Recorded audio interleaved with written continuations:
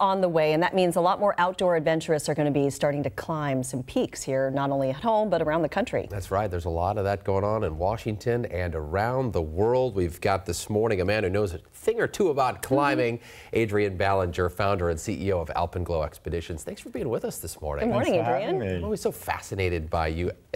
You explorers. You go to Everest, what, every year? Every spring I go to Everest. This will be my 11th season. I leave on Wednesday. That's unbelievable. What is that like to be so familiar with this mountain? Is it still a challenge for you?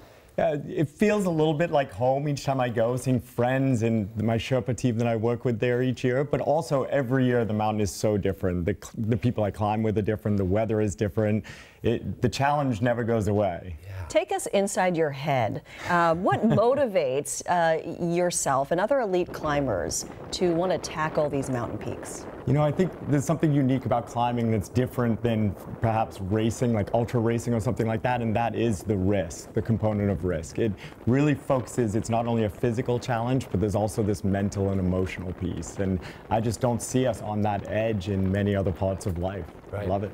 And you said it too, I mean, it's mostly mental, right? You've got to put yourself in that frame of mind to endure these kind of conditions. Absolutely. Everyone's going to be in shape. Everyone's going to have trained hard to be there. But what it really takes is that mental strength to just keep taking steps when you feel the suffering is so great. Yeah. Do you think about the risk? I mean, do you think about it beforehand? You know that at any point something could go wrong, beyond your control, even after all this training and expertise. I'm constantly thinking about it. That's a big part of what I love about the climbing is I'm not an adrenaline junkie. My job is to never feel adrenaline by trying to manage and mitigate risk along the way.